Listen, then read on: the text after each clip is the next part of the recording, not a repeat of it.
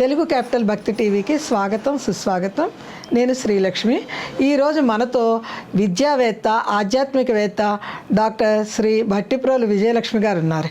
విజయలక్ష్మి గారు నమస్కారం అండి. నమస్కారం శ్రీలక్ష్మి గారు. విజయలక్ష్మి గారు, మనం కృష్ణాష్టమి చేసుకుంటాము, శ్రీరామనవమి చేసుకుంటాము, అలానే సరస్వతీదేవి వసంత పంచమి రోజు నాడు పుట్టిందంటారు కదా. అవును. సరస్వతీదేవి గురించి చాలా నదిగా ఎందుకు అయ్యారు, సరస్వతీదేవి విద్యలకే ఎందుకు అంత ప్రాముఖ్యతగా సరస్వతీదేవినే పూజిస్తాము? విద్య లేకపోతే విద్య లేని వాడు వింత పశువు అన్నారు కదండి. మనిషి కూడా జంతు శాఖలో వాడే, మనం కూడా మేనేజ్ సోషల్ యానిమల్ అంటాం. మనిషి కూడా యానిమల్ జాతి వాడే. కానీ ఆ మిగిలిన యానిమల్స్కి మనిషికి ఉన్న ఏకైక తేడా బుద్ధి. అది విద్య, జ్ఞానం ఉందా అంటాం కదా. ఆ బుద్ధి, ఆ విద్య, జ్ఞానం ఎక్కడి నుంచి వస్తుంది? విద్య నుంచి వస్తుంది. ఆ విద్య లేకపోతే వింత పశువు అంటే ఇందుకే వింత పశువు అవుతాడు. విద్య ఉండటం వల్లే మనకి గౌరవం కూడా. అంతేకాదు, విద్య విదేశీ బంధువు అంటారు. అంతేకాదు, అసలు విద్య ఒక్కటే, విద్య ఉన్నవాడిని మాత్రమే విద్వాన్ సర్వత్ర పూజ్యతే అంటాడు భర్తృహరి. కరెక్ట్ అండి. రాజుగారు మూర్ఖుడు సొంత ఇంటి వరకే గుర్తింపబడతాడు. ఆ ఊరి గ్రామ పెద్ద గ్రామం వరకే పూజింపబడతాడు. రాజుగారు తన రాజ్యం వరకే గుర్తింపబడతాడు. విద్వాన్ సర్వత్ర పూజ్యతే అంటాడు. అంతేకాదు, రవి కాంచని చోట కవి కాంచును అన్నాడు. సూర్యుడు పడని చోట కూడా కవి వెళ్తాడు. అంటే కవి అంటే ఏంటి? విద్య ఉన్నవాడే కదా. ఇంకోటి కూడా అంటారు కదా, కత్తి కంటే కూడా కలం చాలా పదునైంది. కత్తి కంటే ఎందుకంటే చెప్పదలుచుకుంది సూటిగా, స్పష్టంగా, ఎటువంటి రాజీ లేకుండా, ఎటువంటి దాని ఏమంటారు, అవతల వాళ్ళతో మనం సందేహం లేకుండా నిర్ద్వంద్వంగా అన్నమాట, ఖండితంగా నిర్ద్వంద్వంగా చెప్పగలిగేటటువంటి వాడు కవి. కనుక కవి నిరంకుశుడు అని కూడా అంటారు. నిరంకుశుడు ఎందుకంటే తను చెప్పాలనుకుని చెప్తాడు. మీరు చెప్పాలనుకున్నది వాళ్ళు చెప్పరు కదా. అందుకే చాలా మంది కవుల్లో మనం చూస్తాం, రాజులు వచ్చి మా మీద కవిత్వం రాయమంటే నీ మీద రాస్తానా? అవును, ఆ భగవంతుడిని కాటుక కన్నట్టి నీరు చనుకట్టు భయంబడి ఎలా ఏడ్చదో అంటాడు సరస్వతీదేవిని. అమ్మ ఎడోకు, నేను వీళ్ళకి అమ్మను, కోళ్ళలకు అమ్మను నిన్ను అంటాడు. కోళ్ళలకు అమ్మను, నాకు తెలుసమ్మా, నేను నీ పుత్రుణ్ణి, నీకే అంటే. సరస్వతి అంటే అటువంటి దేవత అండి. ఆ సరస్వతికి పుట్టినరోజుగా మనం వసంత పంచమిని చేసుకుంటాం. ఈ వసంత పంచమి గమనించి చూస్తే ఇంకా మనకి చైత్రమాసం రాలేదు. చైత్రమాసం కదా వసంత ఋతువు. అవునవును. వసంత ఋతువు రాకపోయినప్పటికీ వసంత పంచమి వసంతుడితో సహా సరస్వతి మనకి ముందరే వచ్చి కరుణించేస్తుంది. అవునండి. వసంత పంచమి నాడు వసంత ఋతువు లేదు.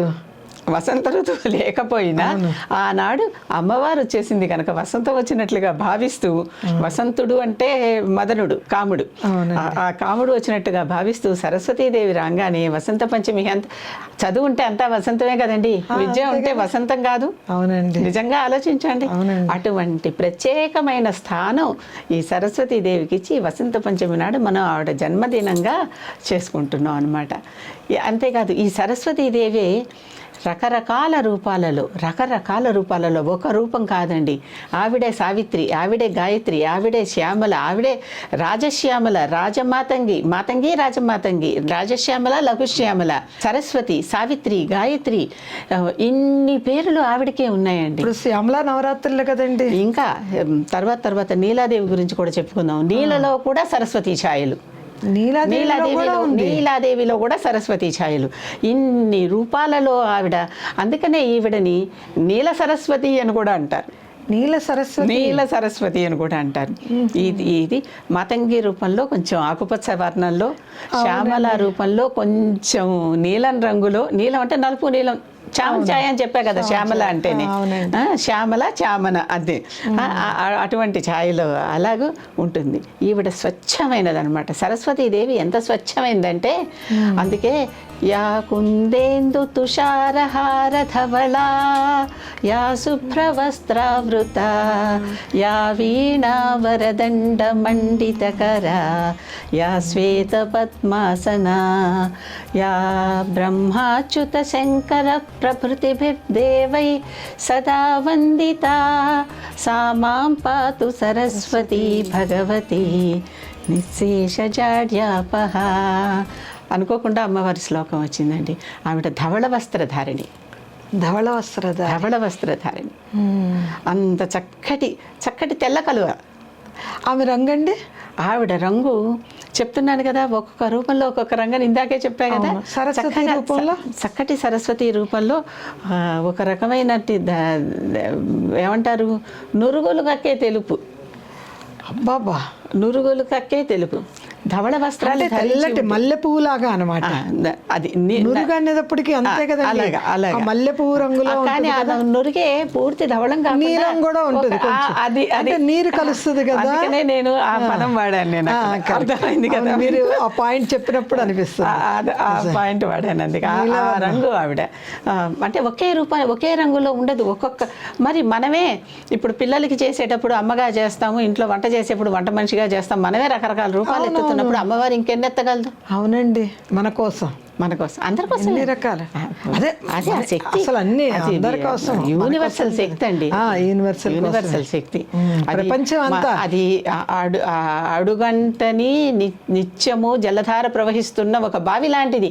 తోడుకున్న వాడికి తోడుకున్నంత. సరస్వతి అంటే అంతే కదా. అంతే, విజ్ఞానానికి అసలు విజ్ఞాన ఖని ఎండ్ అన్నది లేదు కదండి. విజ్ఞాన ఖని అంటే గని అని అర్థం. విజ్ఞాన గని ఆవిడ. ఆ గనిలోంచి మీరు ఏం దోడుకుంటే అది తీసుకోండి, ఏం తవ్వుకుంటే అవి తీసుకోండి. అది మన చేతుల్లో ఉంది. అది మన చేతుల్లో. ఈ సరస్వతి అనే దేవత ఋగ్వేద కాలం నుంచి కూడా ఉన్నది. ఋగ్వేద కాలం నుంచి కూడా ఈ దేవత మనకి ఉన్నది. ఇక్కడ సరస్వతి అని చెప్పుకుంటున్నాం కదా, ఈ శ్యామలా రూపంలో ఈ సరస్వతి అమ్మవారికి మంత్రినిగా ఉండి, పూర్తిగా మంత్రిని అంటే ఏమిటి, రాజు తర్వాత రాజంతా. రాజు ఎంతసేపటికి భుజబలమే కానీ బుద్ధిబలం చూపించేది మంత్రే. కనుక మంత్రి రూపంలో ఉండి యుద్ధ వ్యూహాలన్నీ రచించి భండాసుర యుద్ధంలో అమ్మ లలితాదేవికి సహాయకారిగా ఉండి ఫస్ట్ అసిస్టెంట్గా ఉన్నది ఈవిడే, శ్యామలాదేవి. మంత్రి శ్యామలాదేవి. సరస్వతీదేవే శ్యామలా రూపం. సరస్వతీదేవే శ్యామలా రూపం. అంటే యుద్ధం చేసేటప్పుడు సరస్వతి శ్యామల అయిపోతోంది. యుద్ధ వ్యూహాలు రచించేటప్పుడు జ్ఞానం ఉంది కదా. యుద్ధ వ్యూహాలు రచించేటప్పుడు ఎన్ని వ్యూహాలు ఆవిడ వ్యూహాలు ఎన్నో వ్యూహాలు ఉన్నాయి కదా. అన్ని రకాల వ్యూహాలు చేసేటటువంటి యుద్ధ వ్యూహాలు అంటాం వాటిని అన్నిటినీ. ఆ వ్యూహాలన్నీ చేసేటటువంటి ఆ శ్యామలాదేవే సరస్వతి ఆ సమయంలో శ్యామలా రూపంలో లలితాదేవికి ప్రధానమంత్రిగా ఉండి, ప్రధానమంత్రి చాలా మంది ఉన్నారు ఆవిడ కింద అసిస్టెంట్స్. ఈవిడ వాళ్ళందరిలోకి ముఖ్యమైన మంత్రి అనమాట.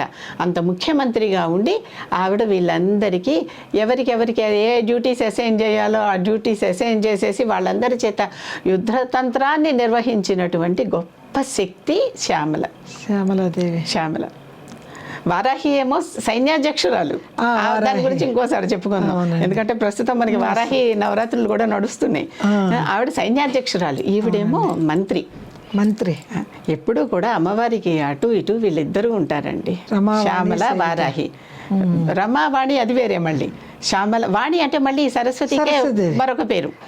రమ అంటే లక్ష్మి. కానీ యుద్ధానికి వెళ్ళేటప్పుడు వీళ్ళిద్దరు ఉంటారు, శ్యామల వారాహి. రాజశ్యామల. చాలా మంది ఈ మధ్యన మంచి పదవులు రావాలనుకున్న వారందరూ ఏం చేస్తున్నారు, రాజశ్యామల యాగాలు చేస్తున్నారు. అవునండి. రాజశ్యామల అంటే మనకి రాజ పదవి ఇప్పించే శక్తి గల దేవత. కనుక అందరూ ఏం చేస్తున్నారు, మాకు ఆ మంత్రి పదవి రావాలి, లేకపోతే మేము ఎలక్షన్లో గెలవాలి, లేకపోతే ఇంకేదైనా ఒక ఉద్యోగం కోసం అప్లై చేసినప్పుడు అవి రావాలి అని అనుకుంటూ వాళ్ళు రాజశ్యామల యాగాలు చేస్తున్నారు. రాజశ్యామల యొక్క శక్తి అది. కానీ ప్రతి వారికి చేస్తున్న వాళ్ళందరికీ వస్తున్నాయి అంటే ఎక్కడో అక్కడ లోపాలు జరిగినప్పుడు ఆ లోపానికి సరిపడా రావు. ముందర చేసేవాడికి యోగం ఉండాలిగా. అది ముందు చేసేవాడికి అది పొందే యోగం ఉండాలి కదండి. ఇప్పుడు ఇచ్చిన అందుకోవాలి, చేయి జార్చుకోకూడదు కదా. అదేదో చెప్తారు, కంచంలో అన్నీ పెట్టి అల్లుడు గారి ఇంటికి వెళ్తే అల్లుడిని తిను అంటే అదేస్తే కానీ అదేస్తే కానీ తిన్ను అన్నట్ట. ఏవో అన్ని రకరకాలు చేస్తున్నా తినలేదుట. ఏంటంటే ఆకలిస్తే కానీ తినలేను అన్నట్టు. ఎన్ని పెట్టినా ఆకలి వేయాలి కదా తినటానికి. ముందరే కడుపు నిండిపోయి ఉంటే ఏం తింటాడు అల్లుడు, ఎన్ని పెడితే మాత్రం.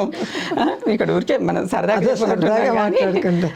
అదే అండి, అందుకునే యోగం కూడా ఉండాలి కదండి.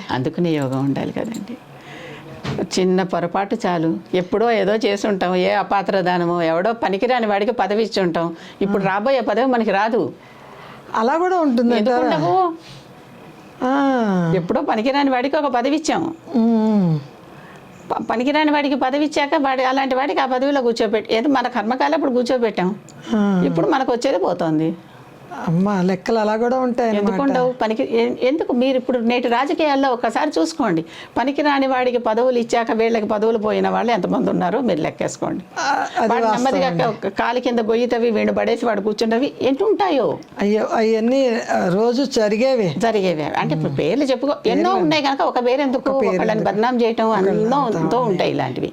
కనుక ఇటువంటివి కనుక రాజశ్యామల చేసేసినంత మాత్రాన మనం ప్రధానమంత్రో, రాష్ట్రపతిో, ముఖ్యమంత్రి, మరో పదవో వచ్చేస్తుందని కాదు. ఆ యోగ్యత కూడా మనకు ఉండాలి. కనుక యోగ్యత చూసుకుని శ్రద్ధాభక్తులతో చేస్తే తప్పనిసరిగా పని ఫలిస్తుంది.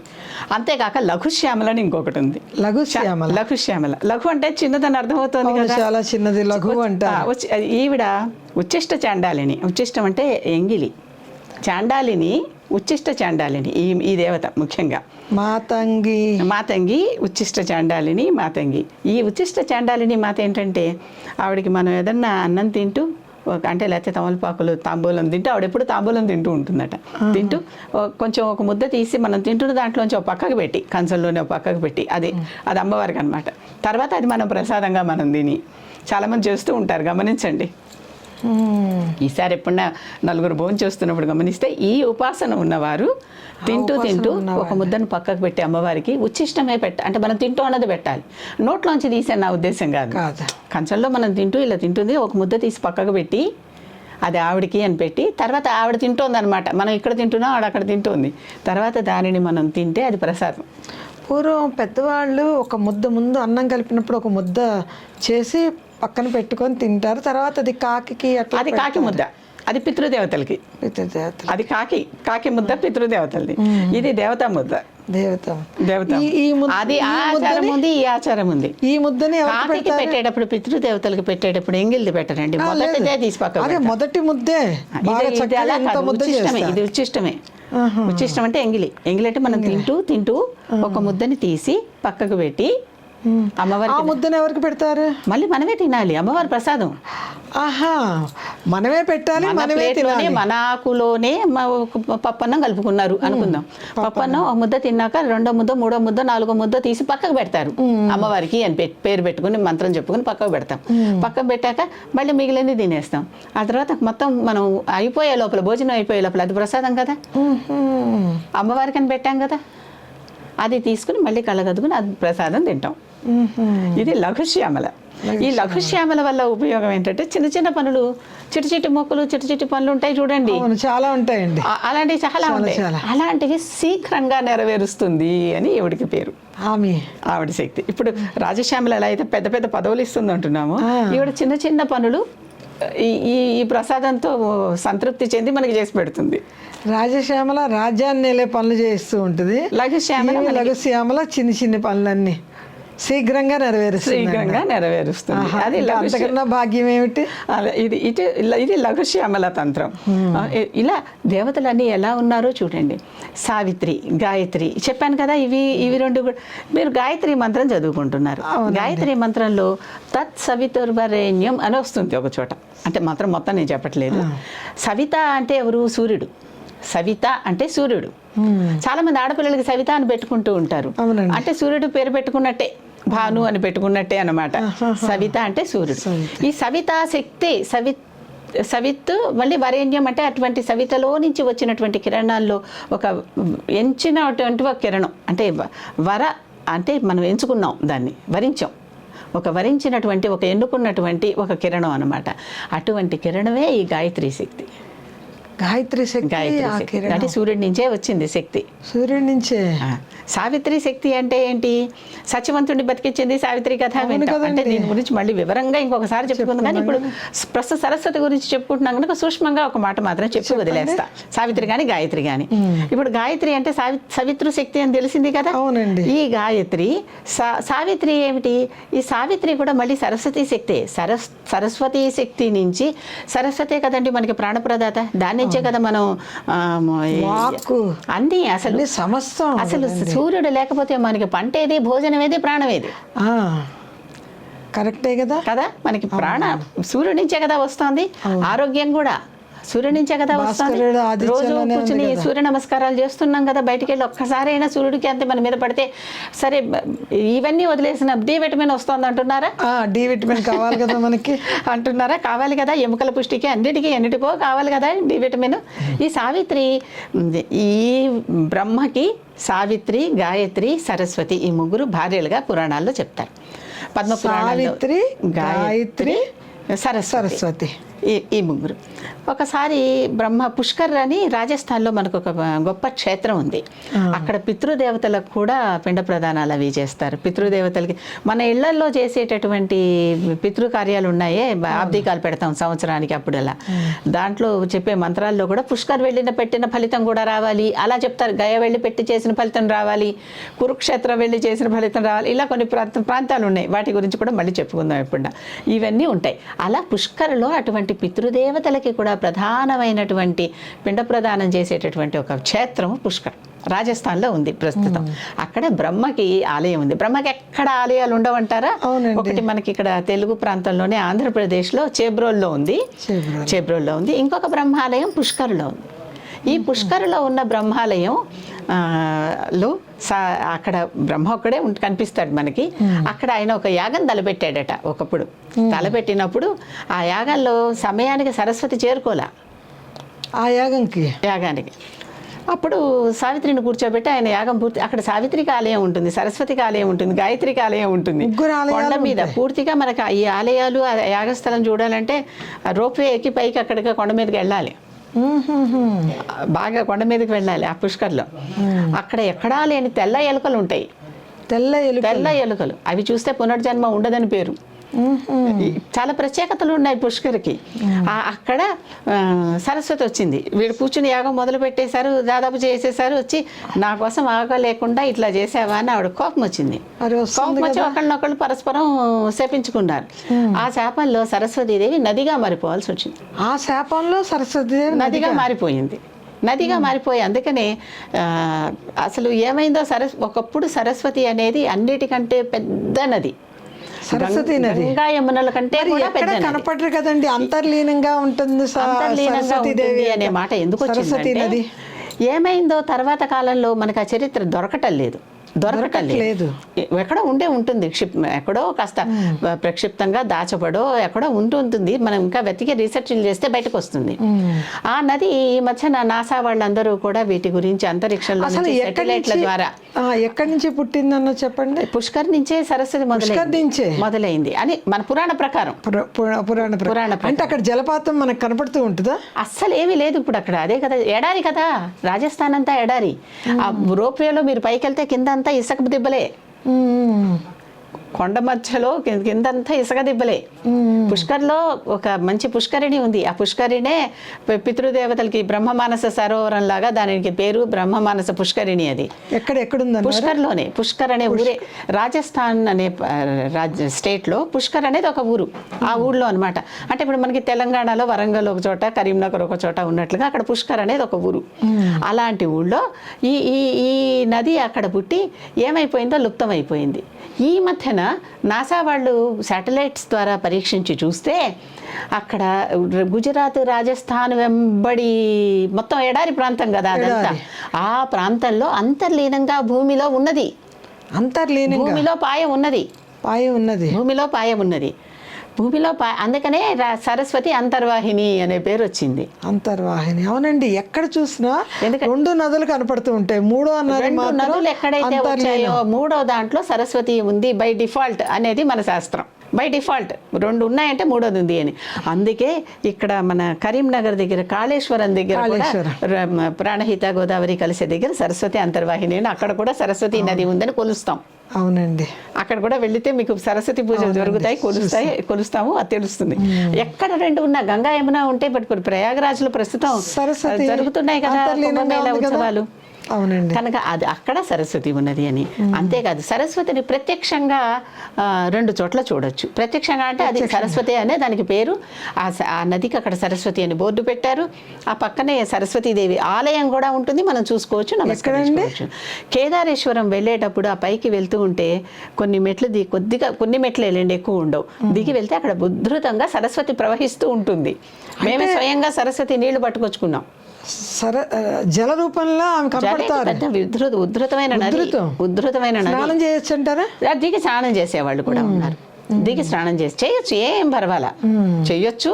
మళ్ళీ వచ్చి కాకపోతే అక్కడ చేంజింగ్ రూమ్స్ అవి లేవు, కొంచెం ఇబ్బంది అవుతుంది.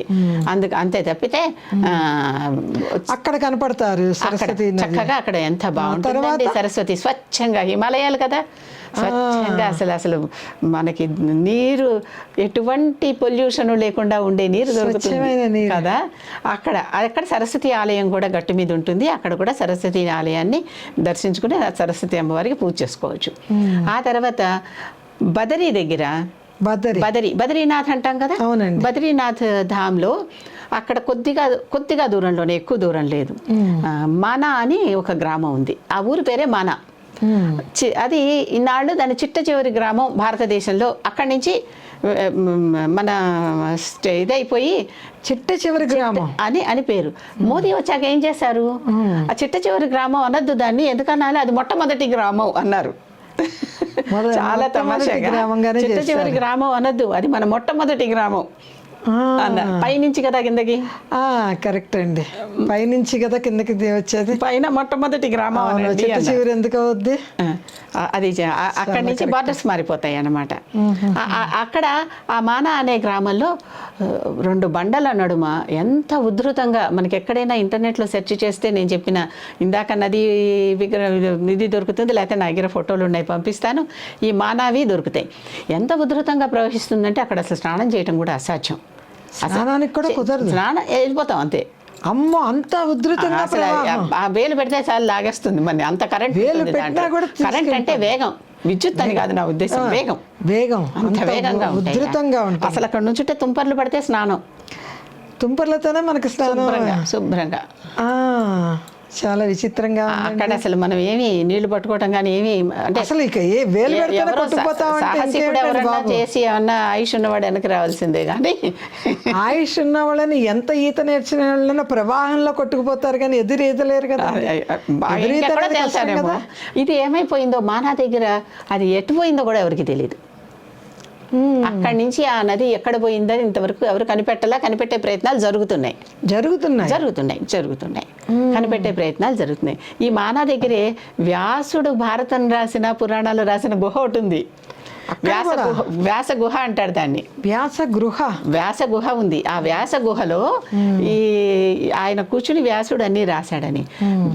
శంకరాచార్యుడికి, మధ్వాచార్యుడికి వ్యాసుడు అక్కడ దర్శనం ఇచ్చాడని కూడా చెప్తారు వీళ్ళ జీవిత చరిత్రలో.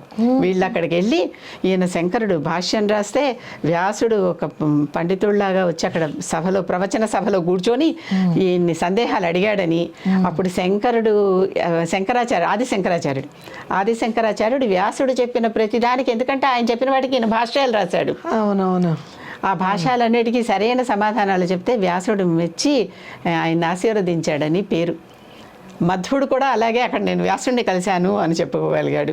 మధ్వాచార్యుడు కూడా సాక్ష్యం చెప్పారు. అక్కడ బద్రీ తర్వాత మానా దగ్గర ఉన్న వ్యాసగుహలో అంటే అంత సరస్వతి అంటే జ్ఞానం కదండి. ఈయన జ్ఞానం అంతా అక్కడి నుంచి అందిందేమో వ్యాసుడికి. అదే కరెక్టే. జ్ఞానామృతం వర్షించాడు ఆయన అక్కడ. అవునండి. మరి సరస్వతిదేవి అంత మనం గురువుల పేరు చెప్పుకుంటుంటే వ్యాసుడి పేరు చెప్పుకుందే దండం పెట్టాం. గురు పూర్ణిమని వ్యాస పూర్ణిమ అని అంటాం.